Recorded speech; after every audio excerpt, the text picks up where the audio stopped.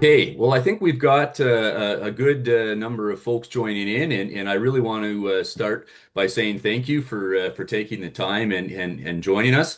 This morning we are talking about BREVIS, a new product in the Apple space for fruit load management for thinning. This will definitely focus on apples, although BREVIS is registered for pears as well, and we can talk about that at the end. I would ask that if there are any questions, and I strongly encourage there to be some questions, please put them into the Q&A, and we will address those at the end.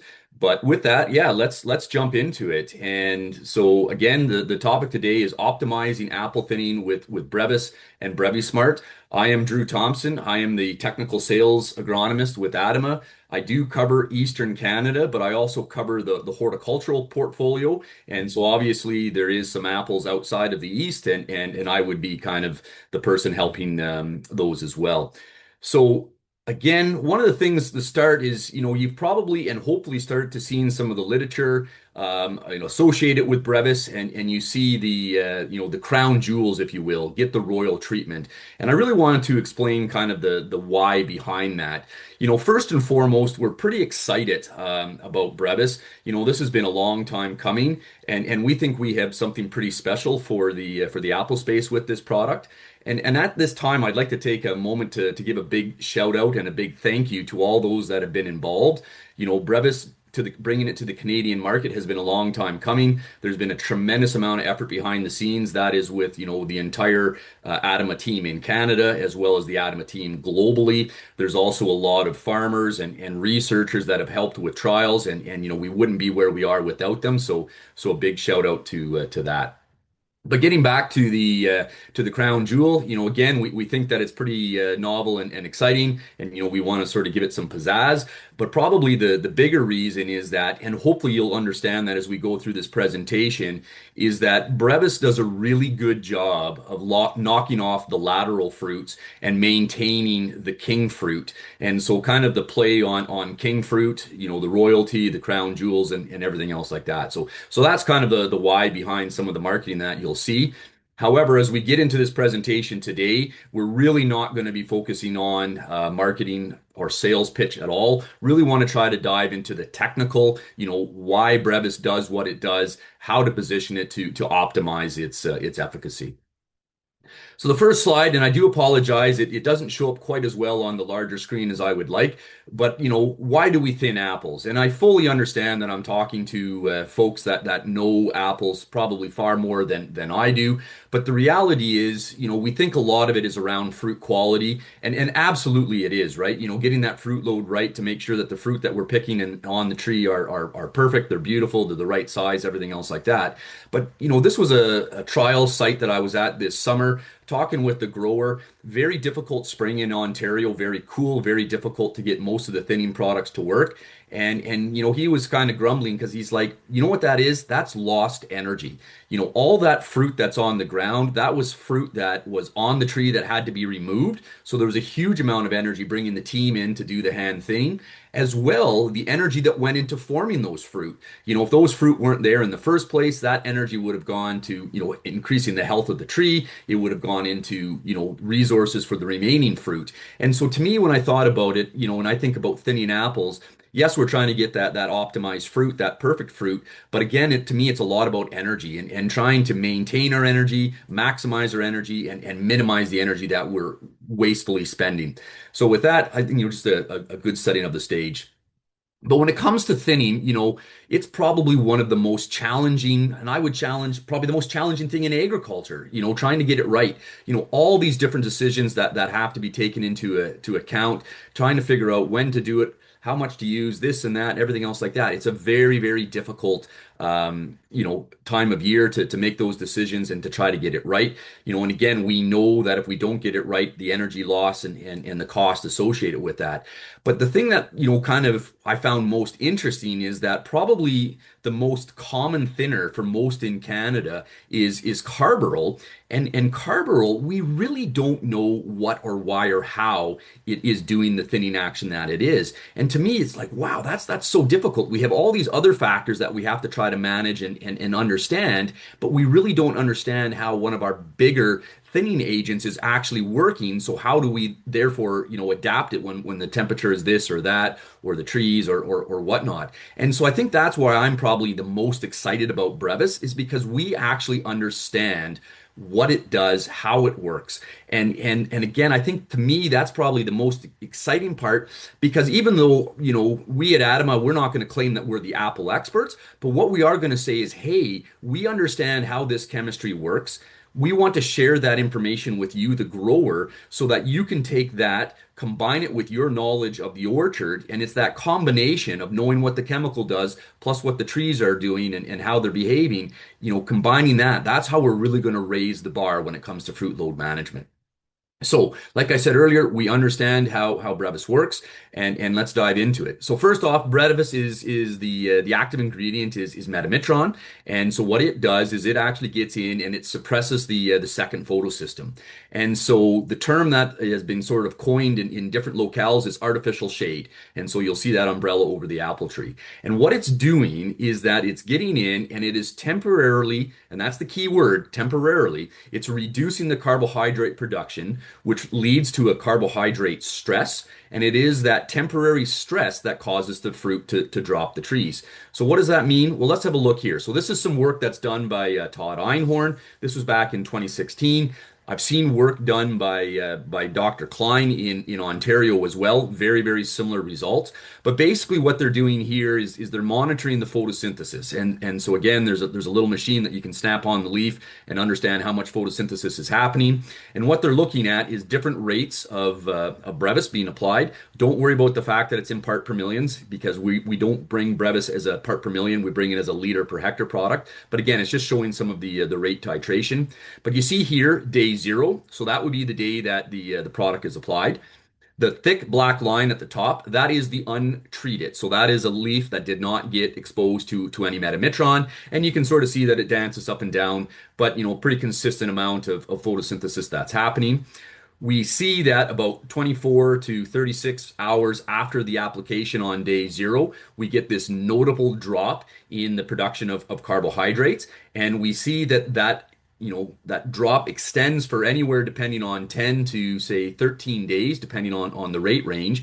And then by day 14, pretty much everything is right back up to the same level of photosynthesis as is happening in the untreated. And again, that is that temporary reduction. That is that artificial shade. Again, we do see that there is a rate response, but across all those rates, we do see that drop. It is dropped and maintained decrease for a while, and then it pops back up. And it is while we have this decrease that the tree undergoes that carbohydrate stress. If you can imagine, it's reaching out into the world, sort of saying, hey, how do I feel? How much resources do I have? How much sugar do I have?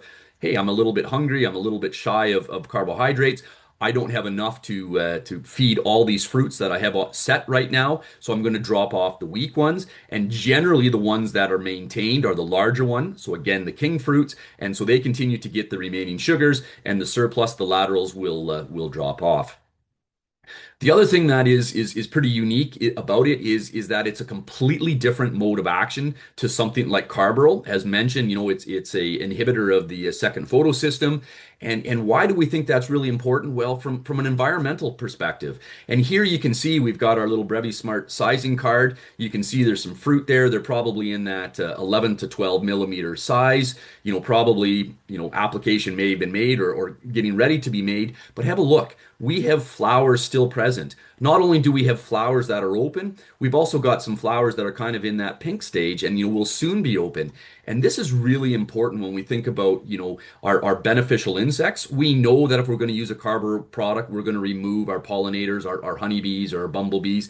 But there's still all of those beneficial and other insects that might be there attracted to some of those later flowers. And because this is not an insecticidal mode of action, we just have so much greater safety with regards to them. And so we think that's really important. We hope that you think that's important as well. But we also realize that, hey, that's great, but that's only great if it works. And again, as we continue on through this presentation, what we want to drive is, hey, we've got a really nice environmental profile, but we've actually got a product that does a really good job of thinning and dropping off surplus fruit as well. Okay, so with a bit of a better understanding of what's going on and why we're getting the thinning response we do with Brevis, let's have a little bit look of when we should use it. And so if you have a look at the label is quite wide ranging, and basically Brevis can be applied anywhere between 6 to 20 mil. So we're right there at that early petal fall stage, the millimeter spray staging, or the rescue thinning. What I really want to focus in on though is that it's the millimeter spray, kind of that 8 to 16. That's where we get the most consistent response. I have been involved with some research trials where we've had fantastic results early. I've seen some really impressive results with the later applications, the rescue thinning.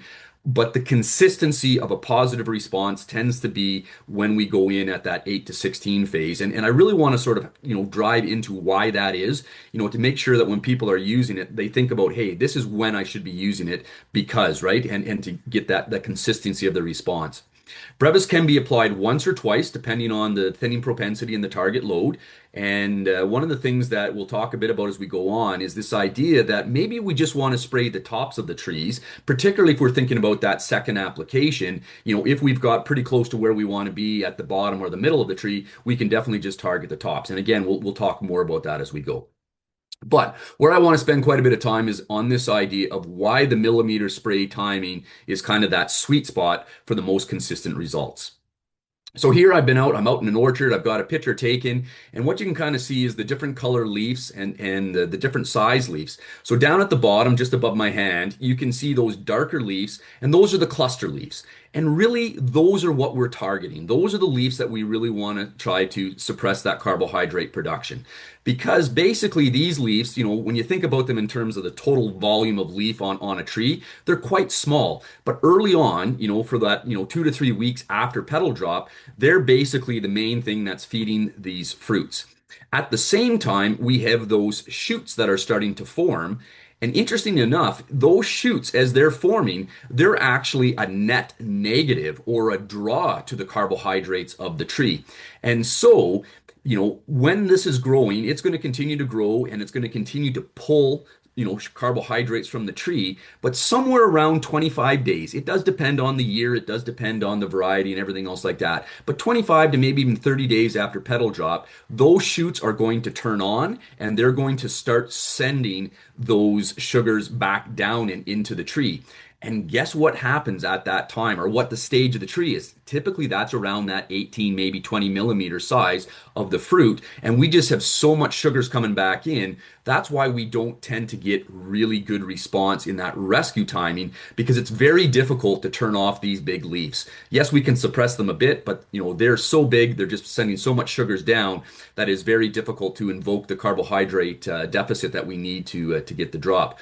However, in that earlier phase, that millimeter phase, we can suppress these, reduce the amount of sugar that's there. We still have the draw of these shoots going up, and that is what causes that carbohydrate deficit, which causes the fruit to drop.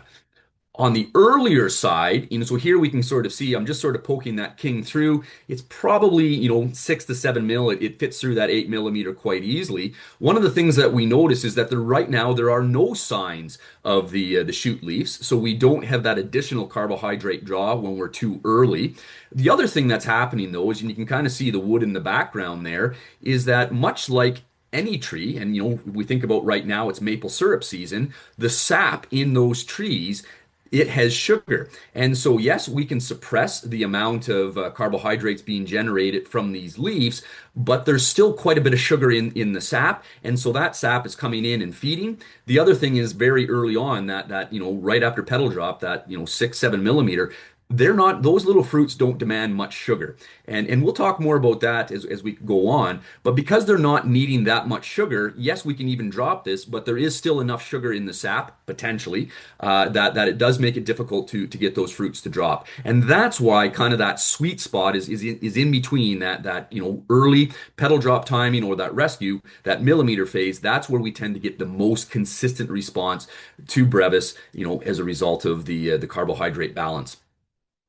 So, okay, now we understand a little bit, why it works or how it works. We understand a little bit about when we want to use it. The next question is, all right, what do we want to do in terms of rates? And so the first thing you're going to notice is that there is an east and a west. And so east is basically Eastern Canada. The west, that's basically our friends in British Columbia.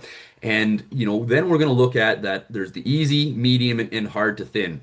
When this was first coming out, in the 2014, 2015, when it was kind of being looked at first in Europe, this was a much more difficult decision tree. They were looking at fertility, they were looking at rootstock, they were looking at everything, under the sun to try to figure out how to work it. But then they sort of took that step back and said, hey, you know what? The growers understand. They know that this is an easy to thin block. They know that this is a hard to thin block. They know that this block is, for the most part, average, relative to my other ones. And so with that, we use that just as a starting point. And so again, as I mentioned earlier, we don't work in part per millions. We do work in liters per hectare. That said, we do know that a few of you will be looking to some of the literature out of the US, and the US use pints. So in the brackets is pints per acre. But for the most part, we're going to easy to thin 1.2 liter per hectare, medium, which is where we'll do most of our examples today, 1.8 liters per hectare, and we get to hard to thin, we would be at 2.2.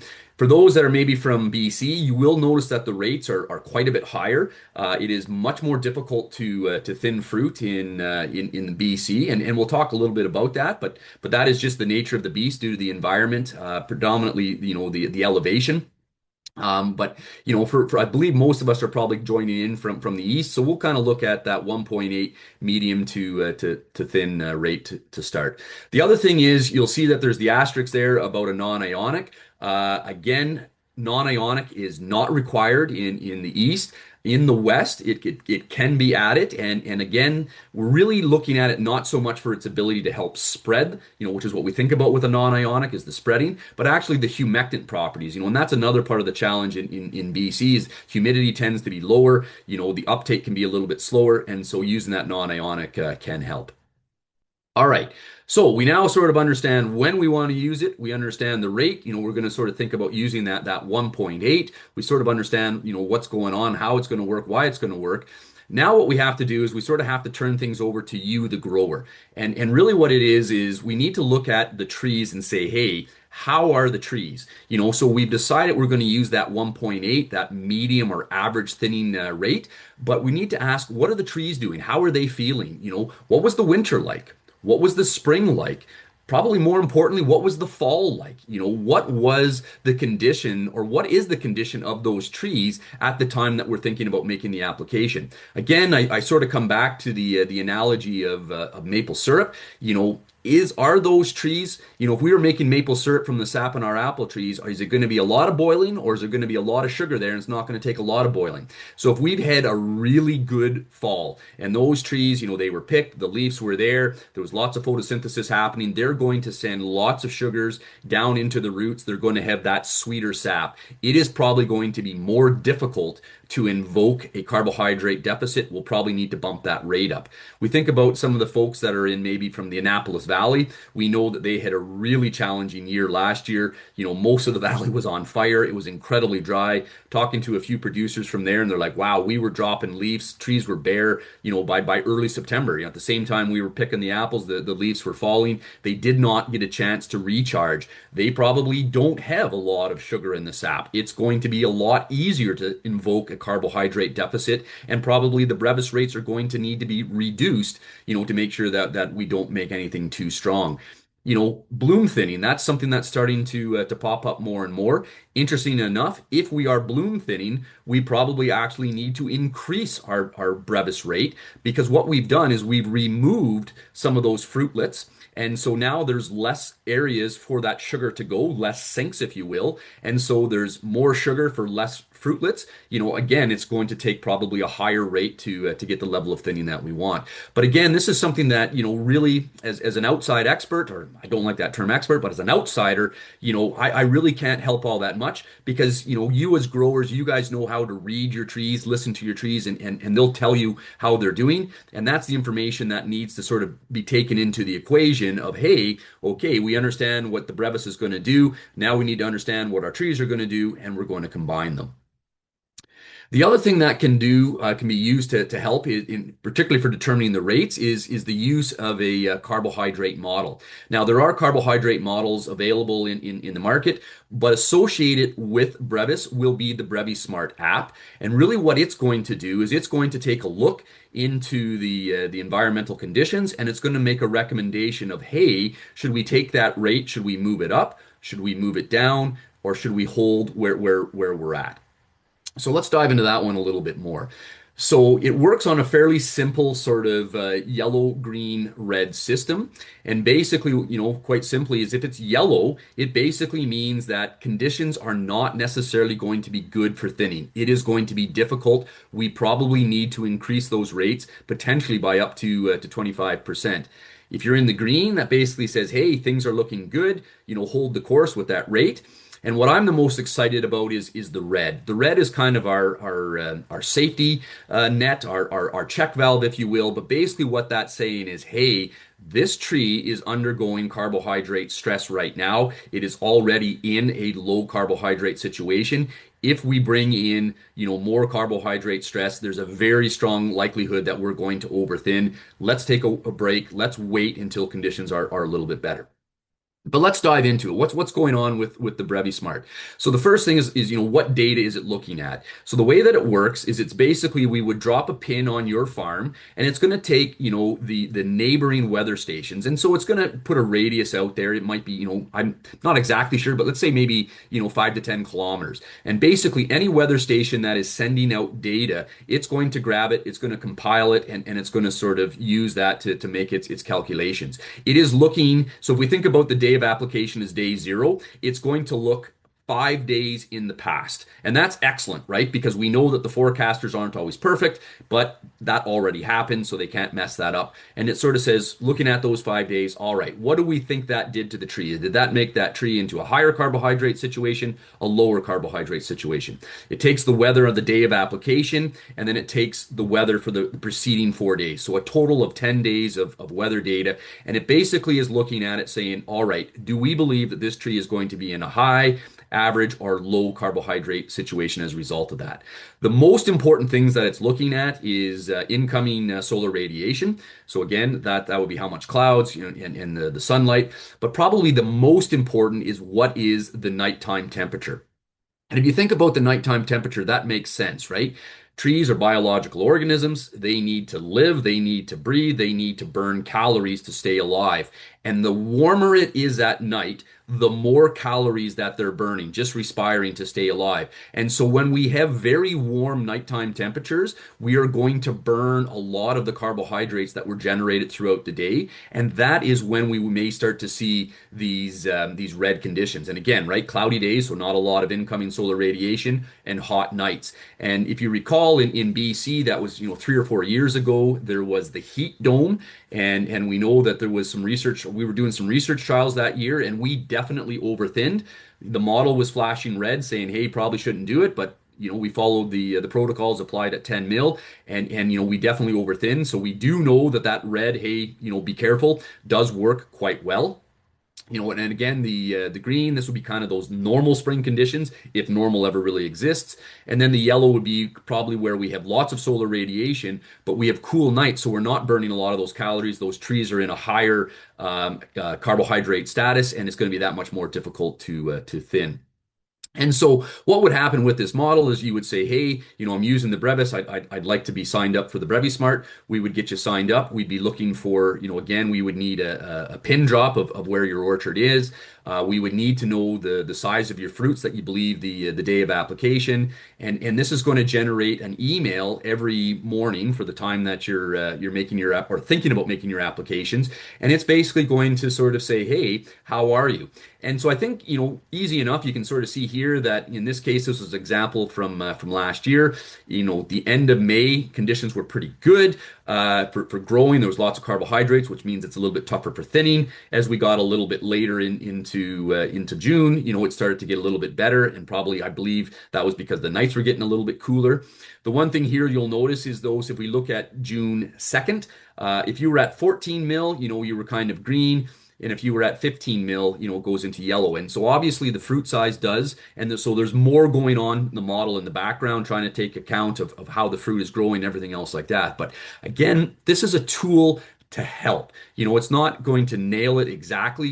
I'm not going to stand up here and say this is the be all and end all. Are we going to nail it every time between it being green or being yellow and getting that rate exactly right? Probably not. But is it going to guide us and put us in the right position? I think it is. But again, to me, what I'm the most excited about is this idea of the red, kind of that safety valve, that check saying, hey, these conditions are such that the likelihood of overthinning is high. And again, you can wait. That's probably the best.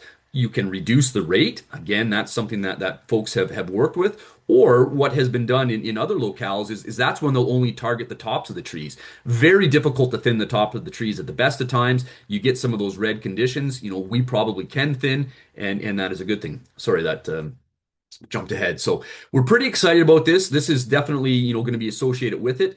But why is it with Brevis and only Brevis? Because it is designed for metamitron, for the way that, this AI works, the way that this product works. This will not work for other thinning agents because other thinning agents do not follow the same mode of action. They're not impacting that second photosystem. So this is only for those acres that are being treated with Brevis. So again, the BreviSmart model is available to those that are using Brevis for this coming year. So the next question that kind of pops up is a second application necessary? And so, I am by no means an expert in orchards, but what I have found is going in is that, if you can tell that the fruits are going to drop 4 or 5 days, 6 days with, one of the alternative thinning products, it's going to be about that same timeline with Brevis. And, depending on the year, how warm it is, how fast things are growing, it can be as short as 3 to 4 days. Last year, where it was quite cool, it was probably more like 7, 8, 9, maybe even 10 days. Things were growing incredibly slow. But, you're going to go back into the orchard the same way that you would with any other thinning agent and have a look at the trees, put the calipers to the fruit and sort of determine, are they growing? Are they going to drop? If we think that there is, more fruit on the tree than desired, we can definitely come back in with a second application. And basically, the idea is we would, redo those steps. How are the trees doing? We would have a look at the carbohydrate models. We would have a look at what we think the right rate should be, and we would make that application. But as was mentioned earlier, I think the targeted spray really starts to make a lot of sense. And so, you'll bear with my model here, playing with the lines and circles of PowerPoint. One of the things that we learned very early on was, when we were working with some third-party researchers and we had them come in with an air blast, we did not ask them to turn off the lower nozzles. That was a mistake. We know that this tree here is going to shade this tree, and most of that shade is going to be low, and we definitely did see overthinning. So regardless of when you're applying, probably want to keep those lower nozzles off. Totally understand that's generally the standard practice in most orchards, but did want to highlight that. The first application, we're going to target the rest of the tree minus those lower ones. But that second application, what you'll see with a lot of the literature that's coming out of different areas around the globe that have had Brevis for a few years, the second application is almost exclusively applied to the tops of the trees. Second application, the tree's got a little bit more foliage to it. There's a little bit more shade happening naturally. So if we have that shade, especially in that lower canopy, we really don't need to bring about additional artificial shade. So really want to stress that second application. If you're thinking about it, just target the top halves of the trees. So with all that said, let's dive a little bit into to some of the results. And so again, we have done all kinds of trials across Canada.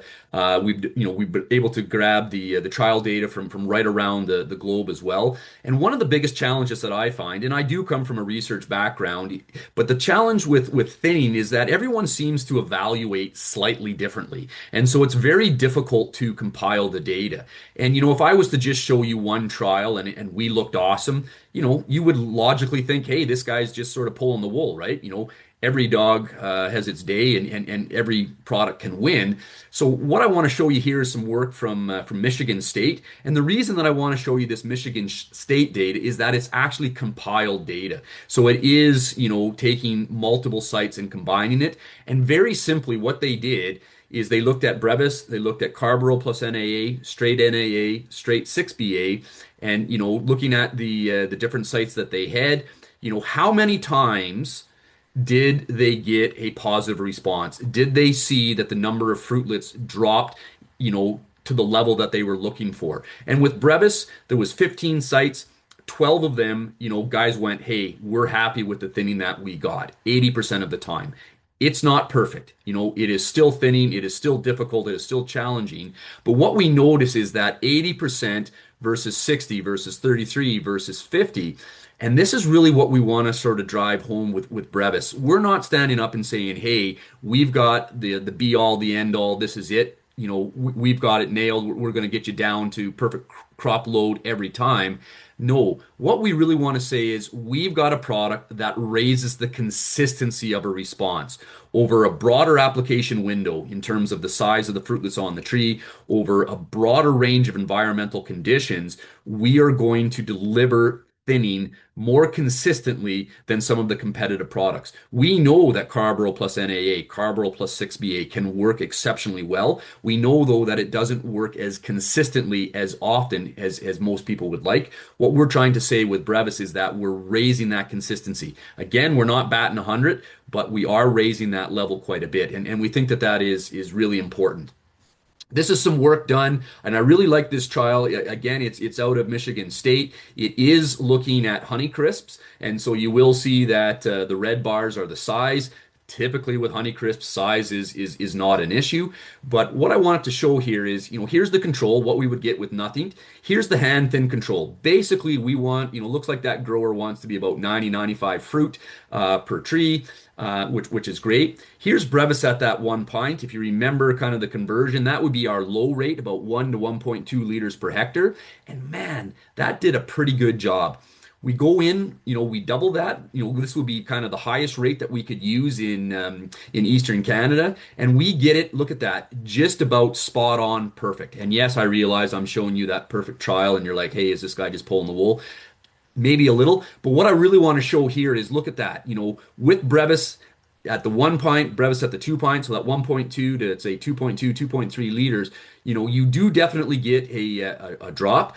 But most importantly to me is, hey, look at that. Even though we're using a much lower rate than what we would maybe call ideal, we still got the response that we were looking for. We still dropped off some of that surplus fruit. We notice though that even though we're there, we have larger fruit, even though we're slightly higher because we knocked more off early, right? Hand thinning, typically that comes in quite a bit later, and then we see with the Brevis at that 2 pint, like man alive, we're just about perfect, and quite a bit larger fruit. Again, a non-issue with Honeycrisp, but interesting. And then we would look at Carbaryl plus NAA, again doing a pretty good job NAA, but again just a lot more fruit there than what ideally that 100 fruit per tree. And so to me, the takeaway is that Brevis is a product that is going to work, and Brevis is a product that we don't need to go right to the highest rate right away to see what it can do. We can definitely walk before we run. We can sort of figure it out with, hey, we tried a lower rate, we saw some thinning, maybe next year we're going to try a little bit higher. Or hey, we tried a couple rows with the lower rate,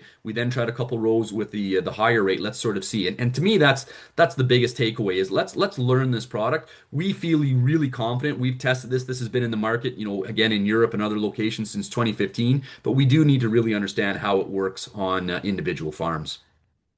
Again, quickly on this one, this is some work out of Brazil, and so again, even further than Michigan. But why I like this is because this is probably the data that really rang true to me, and I think it's really rung true to a lot of growers. So we can talk about the fruit load and everything else like that, but really, why are we applying these crop load management tools? It's to reduce the hand thinning. And so what this is saying that for the untreated check, it took 777 man hours per hectare to get it down to the desired fruit load that they wanted. Brevis at a low rate, it reduced that to about 300. Wow, that's fantastic. Brevis at a higher rate, We brought that down to 238. So wow, we're really moving in the right direction. Here, Brevis at that higher rate, and then coming back in with a second application, just targeting the tops and the trees, brought it down from 777 to 155. This is what growers look at and go, okay, that really starts to make sense on my operation because if I can take that 700 hours down to 150, that is just going to free up all kinds of time and energy. And again, back to that idea of energy, right? Energy that doesn't need to be spent with folks in the field pulling those extra fruit off. And again, we see Maxell +7, very very standard competitor check, and doing a great job, basically halving the time that it would take to hand thin, but just not that same level of consistency that we're seeing with Brevis. So last year across Eastern Canada, we did a 12 research authorizations, which is basically where we had 12 growers. We gave them a jug of Brevis and said, hey, please trial this out on your farm. And they did, and it was fantastic. And we learned a lot. And I totally understand that this is very anecdotal, but I think the anecdotal means a lot as well. And as I've talked with a lot of growers, their response is, hey, that data you showed is pretty nice, but I want to hear how it worked on my neighbor's farm or whatnot. So I wanted to share some of the results that we got. We definitely noticed that there was some varietal sensitivities. We did a lot of research on the big three, the Galas, the Ambrosias, the Honeycrisp, but what about some of the smaller varieties? And this was a grower in Quebec. He had some ginger golds as well as some sunrise. So, in the same block, those early picking varieties. The ginger gold slightly over thinned at the 1.8 rate. The sunrise was just about perfect. And so that was some learning. His response was that, it wasn't too bad. He wasn't overly upset, that dropped more off, but traditionally he sort of thought that the gingers and the sunrise were very comparable in their thinning propensity. So, learned a bit there. Paula Reds, we'll come to this a little bit later. We realized that they're relatively sensitive, and we did see a bit of leaf damage on the second application. And that same day, that same tank, everything being the same, they applied a second application on some smittens, and we saw none. So again, learning some of those varietal sensitivities, and we will talk more in a couple slides on that phyto. We did find that younger trees did tend to show overall more aggressive thinning. Associated with the Brevis label is, do not apply to trees unless they're 4 years or older. We did have a grower that tried it on some 4-year-old smittens. He was using a 2-liter rate, and he was very happy. Just about got them perfect. Which, if anyone's familiar with smittens, they are a challenging tree to thin. The University of Guelph, they did a research trial for us this past summer, and they were using 4-year-olds. We've worked with the University of Guelph at the Simcoe site for the past 4 or 5 years, and typically they've been older trees, but the 4-year-olds, they definitely had the strongest thinning response to date. So again, showing that. Really what we found is that there didn't seem to be that much difference once you got into older trees. I'm going to sort of classify older trees at about 7 or 8 years. Once you're 7 or 8 years or older, it seemed that you didn't see an age response. It was more, variety response or environment response. And of those older trees, that also included some low density, trees, very old trees. And so here the picture, this was a grower in Quebec. I believe these were Spartans. I've got this little black dog here. You can see at the bottom, he's there for reference. I'm going to say that's maybe a 40 or 50 pound dog. So this is quite a large tree, and we were actually quite pleased with the level of thinning that we got. Difficult to get the top just with the application, but so right across from young 4-year-olds up to, I'm going to say, 30, 40-year-old trees, we did see a pretty positive response to Brevis. Interesting enough, of the growers that tried Brevis this past summer, the vast majority of them that tried Brevis on Ambrosia went, wow, we really like that. That seemed to bring the most consistent and the most positive response. Again, we think about Ambrosia, they are typically a very king dominant variety, which is what Brevis and Metamitron tends to work the best on. Galas, I would say, were somewhat hit and miss. Probably why we were a little bit on the miss is we didn't hit them as hard as we wanted to. Galas, as send up all kinds of fruit and difficult to thin. But when we hit them hard, we did get a good response. Honeycrisp were one that I found quite interesting. When I went in there to some of the orchards that did it, I thought overall, have we thinned these a little too aggressively? They are somewhat king dominant, and it did appear to me that we singled too many clusters. We often hear that you want to, keep a couple fruit per cluster, keep the king plus one buddy. The buddy's there there to sort of act as a bit of a break to prevent it from growing too big, too fast, splits and whatnot. But then talking to some growers, they're like, you know what? If you get everything down to every cluster down to a single fruit, there's still enough fruit there that it's going to sort of pump the brakes, if you will, to they're not going to grow too fast. So most of the growers were pretty pleased with what they saw, but again, it's definitely not one that requires a high rate. I would sort of put it more on the easier to thin metric with brevis, so the lower rates.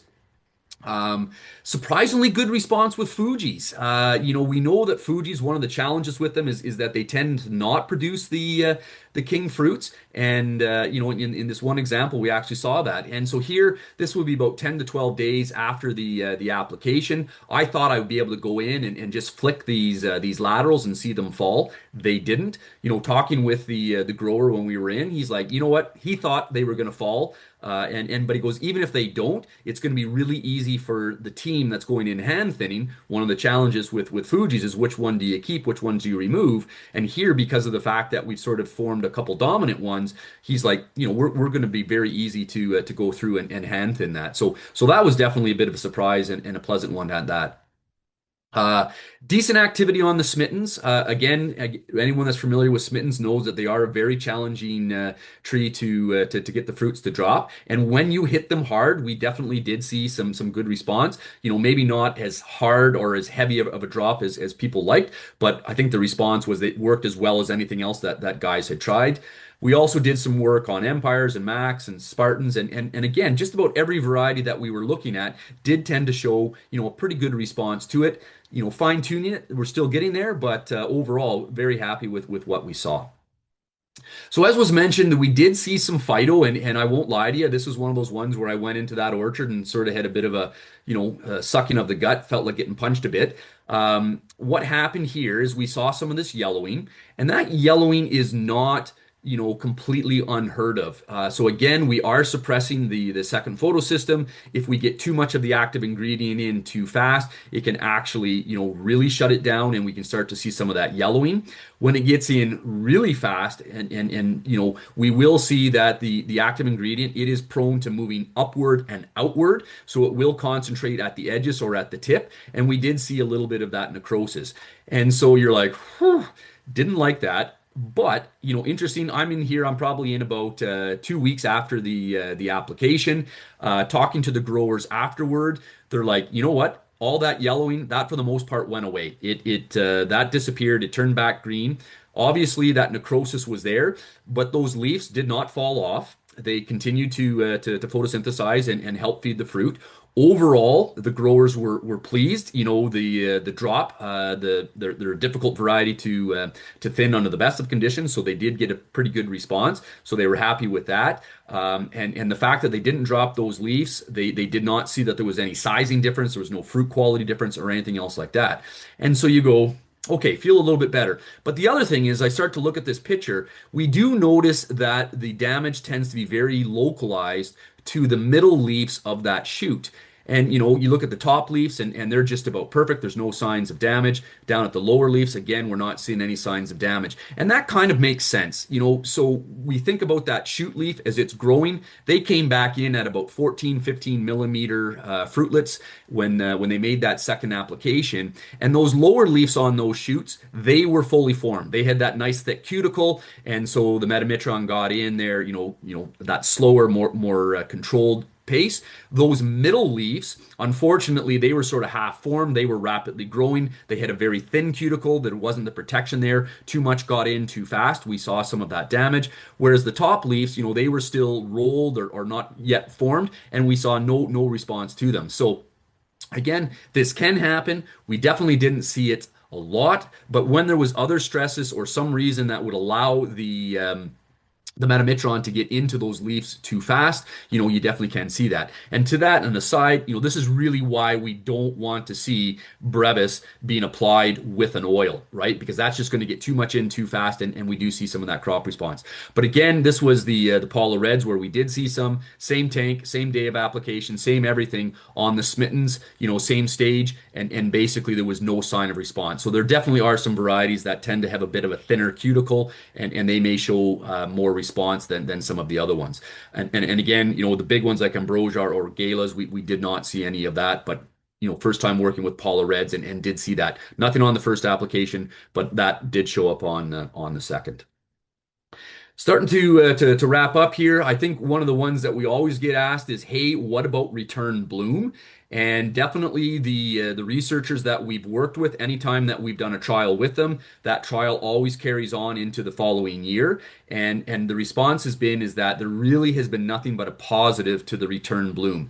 The caveat to that is obviously, if you tried a low rate on a variety like a smitten and that was the only thing that you did and you ended up with too much fruit, yeah, it is going to have an impact on the return bloom.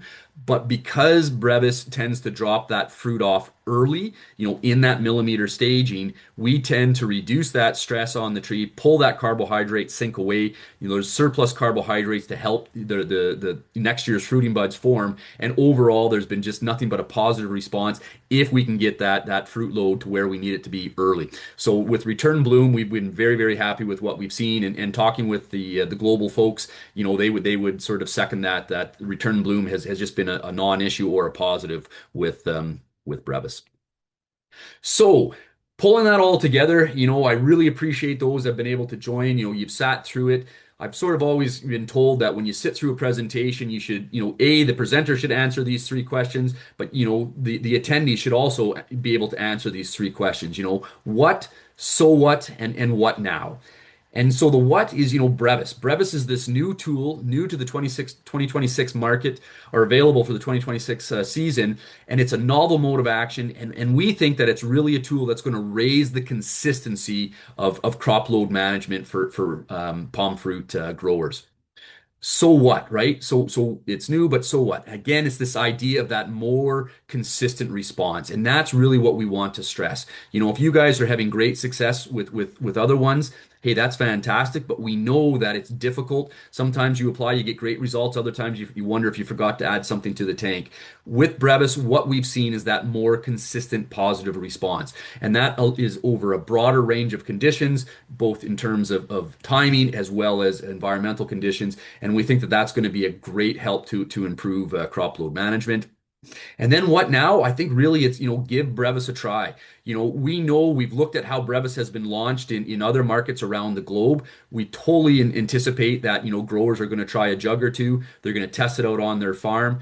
The following years, they're going to sort of, some of them are going to say, hey, it didn't work like I want it. That happens, unfortunately. But what we've seen with most is like, wow, that does work. I want to continue to work with this. I want to test it out on more acres, more varieties, and whatnot. So, really excited how we're planning to launch following that walk versus run approach.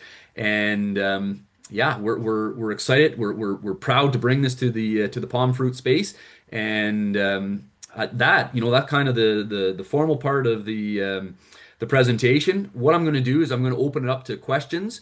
I do have a colleague that's going to help read them to me. Unfortunately, I can't read them while I'm sharing my screen. But what I want to do is I want to go back to this intro slide, because I'm hoping that, if you guys listened and you thought, hey, maybe this guy is someone worth listening to and making a relationship with, there's my contact information. Again, my name is Drew Thompson. I'm the technical sales agronomist with Adama. There's my email. That's my cell phone. You can reach me by either. But if you have questions that pop up after this presentation, if you are working with Brevis this year coming up and you want to reach out and bounce some ideas, there's how you get a hold of me, and I'll do my best to answer any and all. But with that, I think there were a few questions that popped up during the discussion here. Thanks, Drew. Yeah, you have a couple questions that have come through. The first one is about the BREVIS Smart tool. It says, can you use on-farm weather stations, especially Davis instruments? So that's a great question. So as I tried to highlight, the way that the Brevi Smart model or app works is it needs multiple locations. It cannot work on a single site. And so in the background, it's actually being run, I believe it's by IBM, and so they're the ones that are doing it. But any weather station that is exporting its data, that, if you can imagine, IBM is sending out that net to capture all that information. If you're within that geographic area of the pin that we drop for your farm, it is going to be pulled into the equation and be part of the app to generate it. So we understand that a lot of growers do have that on farm weather station. That's fantastic, but no, we cannot set it up with just a single weather station. If your weather station is exporting data, it's going to be captured by that and pulled into the model. But again, I don't know enough to say whether or not, it is being exported or not. But again, the way that the model is run is it does need multiple locations. And again, that's just to sort of average things out. We know that unfortunately a bird can fly over, drop its droppings onto a weather station and kind of make that wrong, which could really screw up. So you want to make sure that you've got those multiple sites to sort of take out the highs and the lows and get that average. Okay, and you have another question, and you're going to have to excuse my pronunciation of this. Any trial work on Miniska? I don't know. Menisca. So I'm I don't know if I believing said that that right. is a particular variety. And interesting enough, working with my global colleagues, I do have a data set of all the different varieties that have been tested. That is not one that off the top of my head rings a bell. So I would have to say no, but I could definitely look into that. I would ask if you're okay to jot down my email. Send me a quick note and I could respond back and have a look into the global data set to see if there is. But again, even if we don't, the idea there is sort of saying, hey, how would you typically view that? Is that a variety that is traditionally hard to thin, easy to thin, on average, average to thin, and we would start with that rate, and that's sort of the way that I would suggest starting with a new variety that we don't have a lot of experience with. Somebody just actually commented that Miniska, I don't know if I'm saying that right, is Sweet Tango. Sweet Tango. Okay. Okay. And I do believe that there may be some Sweet Tango data, but I again, I would have to look. And then one last comment on here so far. Do you have any other comments on adding NIS? Yeah, so non-ionic is an interesting one. The idea with it, and it really almost ties in a bit to the water volume. People have challenged and said, "Hey, how much water volume should I use?" And I'm like, I'm not going to stand up and say, teach you how to apply in your orchard. We need good coverage, right? And so when we are using an air blast sprayer, we tend to get good coverage. And so is that with 300 liters? Is that with 800 liters? Is that with 1200 liters per hectare? Use what you need. You as growers know that better than anybody. A non-ionic does a couple things. One is it helps the spreading. Okay, so that's perfect. But if we are using a water volume that is giving us the spreading that we like and desire, then we should be fine. We don't need that. We also know that with Brevis, the metamitron, not all of it gets into the tree on the first day. But as we go through the night-day cycles and we get the moisture of the dew and the dew softens the cuticle, we're going to continue to get that uptake. And typically it might take 2 to 3 days to get all of the metamitron into the leaf, to start doing the activity that we're looking for. We recommend the non-ionic in those drier environments, particularly some of the valleys in BC, because they don't tend to get that same level of dew in the morning, and so you're looking at that non-ionic less for a spreading agent and more for a humectant property. So that said, we're really saying, and particularly in the areas that have the higher humidity, we really don't need it. Dr. Klein with the University of Guelph, he likes it. He finds that it raises the bar in terms of consistency and everything else like that. Who am I to argue with him? He's done all the research and has seen what he's seen. But this past year, when we did our 12 research authorizations, farmer applied, to my knowledge, none of them used non-ionic. We were saying please don't, and all of them got pretty positive response. So definitely, we're saying we don't necessarily need it, and the response that or the results that we've seen would suggest it. In the West, we definitely do see that it does help. However, we know that guys, do like to play and whatnot. The way that the label is written is that there is nothing on it saying, that you can't apply it or mix it, it does have that standard tank mix guidelines, which is basically, hey, if it's registered for the crop at that same time, you can do that mix. But we are by no means promoting it. We've seen that we don't need it. But that said, we think guys may try it. The other thing to build onto that is that in the background right now, we are generating kind of a tank mix guideline cheat sheet, which is basically to say, hey, should you apply with this? Can you apply with that? Similar to with the Brevi Smart, it's going to be sort of a green to go, a red to stop, a yellow for caution, and that's going to be available hopefully in the coming weeks before application season. But and something like a non-ionic will be included on that. You got another question that's come in, Drew? Okay. Standard thinning practices in Nova Scotia involve a full labeled rate of 7 carbaryl, which for the vast majority of the time does not provide sufficient thinning. From there, NAA or Maxell Chilice would be added depending on variety. Would Brevis work well alongside carbaryl or in a tank mix with carbaryl?